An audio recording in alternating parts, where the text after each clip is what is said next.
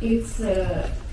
I hope that you all did feel that way. That I tried to do the justice to those roles, and it was also because I had very, very good actors to help me with that. Divya is here. Please let's give her a round of applause. Anything you do, if you find actors like them, it makes your job as a director too easy. So it was really an honor to work with them, and it was them who really brought those characters to seem like really truthful and honestly done. And I hold all that to them because the film was like a collaboration. So my knowledge is limited. So everybody's knowledge was put together to work on the script, to rework the dialogues. My dialogue writers are here, Naseem and Robin. Can we give them a round of applause? 2 years they worked rewriting whatever I had written. They didn't just rewrite. They made the dialogues be like truthful, believable. We did a lot of research also. We met so many women, and Naseem especially. We put those experiences into the film. Of course, we could not put everything. For that, we will have to make more films. But many things we got out of that. So really, it was an effort that all of us did together to try our best to represent what we thought we saw also. Great. Shaji, do you want to? Payal is often introduced as the feature filmmaker. Suddenly made a feature filmmaker. Okay, now we already mentioned that. As she was saying, actually she came to IDSFK. Apart from IFFK, the Academy is holding another festival, which is called International Documentary and Short Film Festival, which is a less glamorous cousin of IFFK, but I think more energetic and youthful festival, which is held in the same theatre complex every year in July. So I always think that's a better festival than IFFK. So after 3 outings at IDSFK, now she has made a full-length feature film and she's here. So that's it. So I could watch all the Imaginary Light toys both times in theatres. So first thing came to my mind was like at the first edition of Kochi Biennale in 2012. There was a video show was playing in a swing ball. In Search of Vanished Blood. It was done by Nalini Malani, one of the great artists of India, who also happens to be the mom of Payal. So that's one thing. Then later on, she made a short talk on this work. And also I find that the title of the film has been taken from the title of her mother's painting done in 2017. Yeah. That also stolen from her. So, yeah. So, can you just tell how it was the beginning of everything, like how you initiated, of course, the child, living in the workplace of an artist. So, how it was initiated into this? It was a real privilege, actually. And when you are a child, you don't think that, you don't realize that you have that privilege. You want to just protest. So that is what I was doing. But I think I was my mother would always take me to watch movies. Like in Mumbai that time, we used to have a lot of documentary films, especially in spaces like Films Division. We used to go to watch Anand Gandwardhan's films and many other directors at this time. We used to go to see, and she used to take me along, even if I maybe didn't understand everything, but that stays in the mind, I think. And even after that, we would go we would have second-hand bookshops where she will take me to, because you will get the art books for low price, and it used to be there I think at Church Gate or something on the street, and we will go there, and then you can return the book also. So we will keep going back like that. So I think all those things, I that time didn't realize how important it was, because it was like every day, normal life, but it's actually left such a deep impression on my mind. And I think what initiated me to do cinema was that my mother also started doing video art in the 90s, I think. And at that time I was again a kid only, and she had an editor, Nandini Dedi, who's also from FTI. And they will be sitting in our house with the TV and playing the VHS tapes to write the logs of those things, because I think they didn't have like big budget to sit in a studio all day. So they wanted to put the logs down and then they will go edit the movie. So they were doing that. So I was looking at them and was like, what are these two ladies up to? What are they doing? So my mother explained to me this is editing. Then I was fascinated. I was like, it seems like some amazing code. And she explained that it's nothing I'm doing special. All movies are edited. So then I started watching movies, realizing there is a shot, there is a counter shot, all this kind of thing. I felt like somebody had revealed some secret to me that no one knows. I was very young, guys. So then I got then I got interested in editing. So I was very keen to become an editor somehow, but I didn't get admission to FTI for editing. Maybe it worked out for the best. So, after this,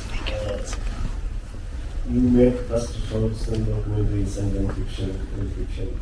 Even then, it's called a feature fiction. Yeah. You bring elements of fictionality in it, and there is always an intersection of non-documentary. I mean, we think also the name we don't know really these days. So, how do you take it? You want to do.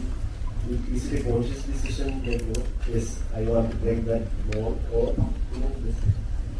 Because we are all cinephiles here, I will give a very cinephile answer. Actually, it started when I was a student, and we had to write a paper on what is non-fiction. And my professor who is here was in charge of that, so you have to blame him for it. Sometimes, you get some assignment and you think it's just an assignment, but actually when you give in to that assignment, you realize that there is so much to learn from cinema itself. So the assignment was about what is non-fiction.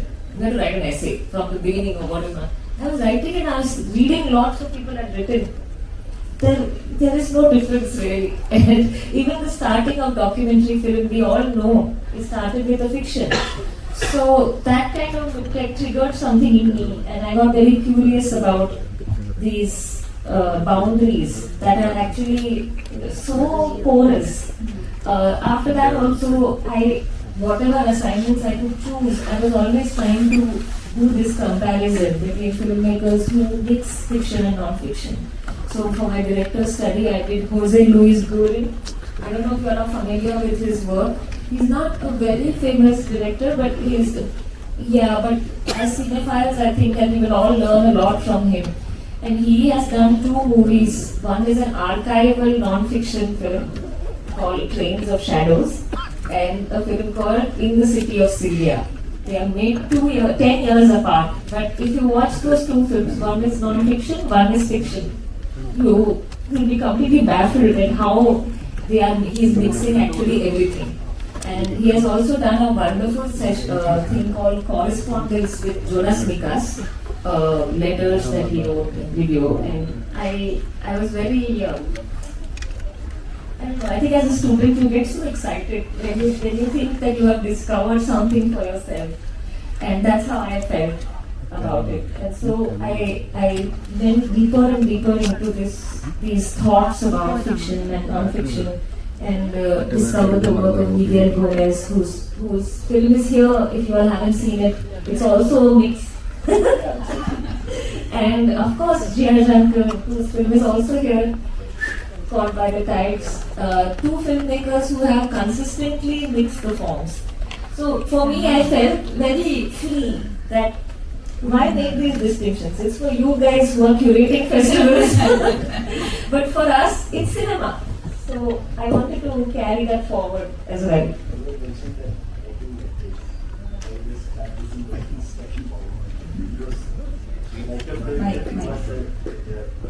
Sorry, filmmaking was a letter, Yeah, I like this format. Yeah, and then again, here also, and in one of the early shots also there's a ends with a letter by boy, Yes. that like a letter.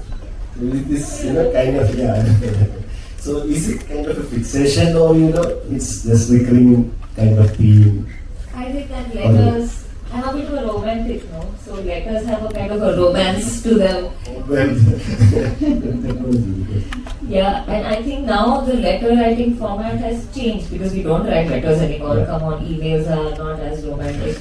But I find like WhatsApp messages, voice messages has replaced that. So I try to use it in this film also, and I think I will try to do that.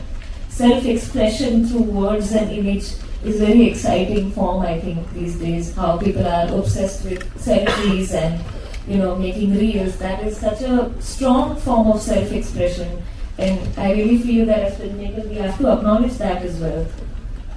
it's also writing a letter, but See, I know Malayalis are also very romantic. so I can understand that. And coming to this, how do you imagine? I don't want this to be a discussion about that. So, but still, I thought is the core at the heart of the film is women.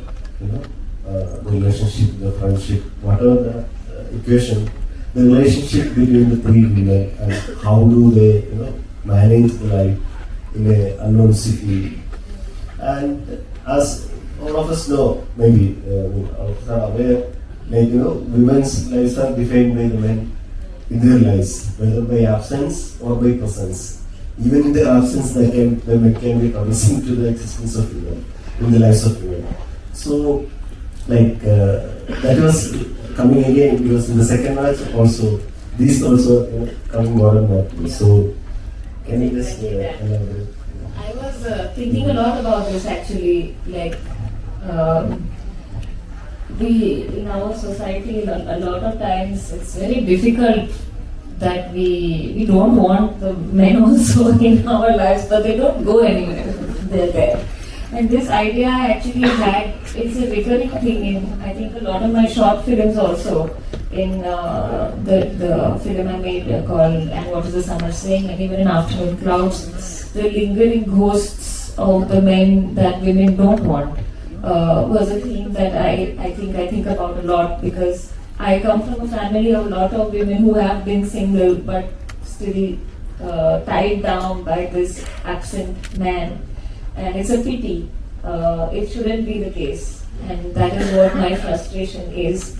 And actually, it came from my grandmother, who was losing her memory as she grew very old. She was in her 90s. So I told her, to remember, why don't you write a diary? That will help to remember. So she was writing everyday diary. Then in that, she's telling, I was reading, she would let me read it, I was not doing anything illegal. And she had written that this husband is coming and I can smell the tobacco. And this husband of hers died when she was 55. At this point, she was 98. So she had been without him for how many years? And she didn't even like him very much. I know that for sure. And at this age, he's coming back. She's getting frustrated. So that is something I was thinking a lot about. Like, she's lived as a single woman for 40 years, and still it is this knowing husband who is popping up in her final days. And I could see she was agitated. So I put that in the film. it starts with this lady who is talking about that.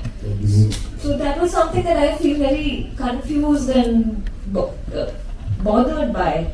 So that's why I made the film about these gnawing, clawing men in these women's lives.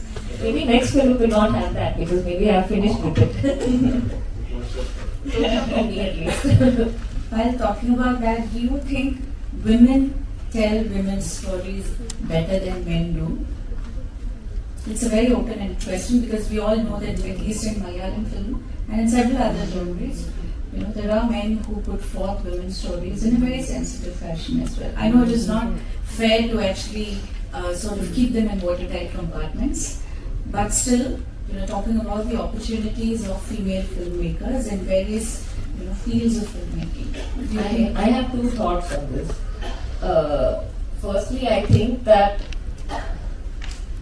all human beings have male and female inside them, and the gaze really depends on your politics and who you are as a person. Sometimes even women make films that you feel little problematic, and sometimes men make films that you connect to. So we must be, thinking about that as individuals and human beings all the time. But I also believe that women filmmakers have been extremely underrepresented. So as soon as you start, giving grants, giving a fairer opportunity, which has been so far denied, then we will see representation of different voices which we've not seen. So we don't even know such few filmmakers there, and not just women, filmmakers of marginalized castes who have not so far had access or been denied that. We must have, our country is so diverse, we must represent that in cinema also, no? So you think this sector has to be more organized? I think that we need to have in our selection committees diversity, because as soon as you have that, it will have, that will be shown in our festivals in all different aspects.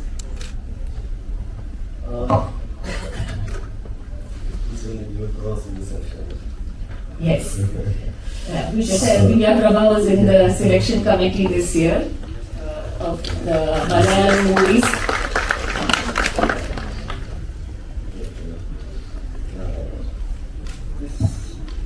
Women thing. Yeah, women thing again. So, all those, they travel in the second part, and there is a clear division. The live city is absent in the second part, obviously, for obvious reasons also. But you yourself is a movie, so modern brought up in Mumbai. So, I'm not brought up in okay, fine. going here and there. Okay. So, you know Mumbai well, Yes. and you know your story from Mumbai, and so how was it like? How you conceive this city-centric, especially the beginning part is like how it so that city is totally absent in this towards the end, and goes to a different level. So was it conceived like that, or and also I want to ask you whether you okay, I'll come to the next slide. The next question.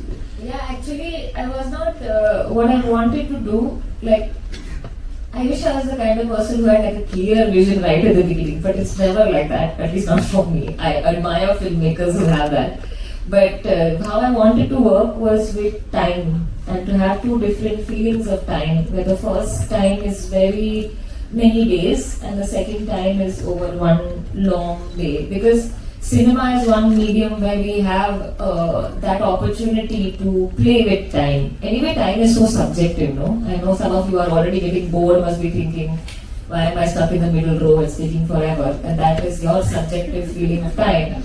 Or if you're meeting somebody, who like you are interested in a romantic way, then that time goes very fast. And we can do that in cinema. So I wanted to work with the two different temporal feelings. It was just some theoretical thing in my head. That's what Einstein said, in fact, So that's heavy. So to execute that, I was thinking how to do it. So, like the city part, I was thinking a lot that we have no time for ourselves when you live in a city like Mumbai. It is 8-9 hour shift, especially if you are working in such a hard job as a nurse. You are working so long hours, you take maybe 2 hours to travel and barely you will get time to make your food and go to sleep.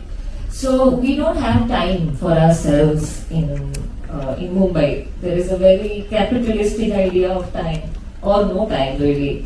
And we are made to believe that that is a good thing, because Mumbai is a city where, you have no time, everybody is going fast, and that is revered as something so great. Well, we should be thinking about that also, which is to revere this. I'm not very for that.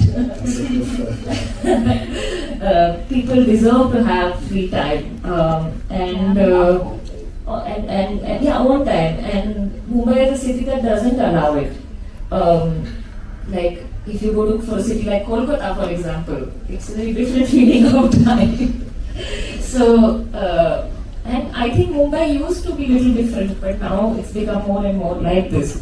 So it was something that I was feeling a bit critical about while making this film. So I wanted the characters to go on a break, just even if it's one day, but it's not for something good, it's for a friend who's lost her home.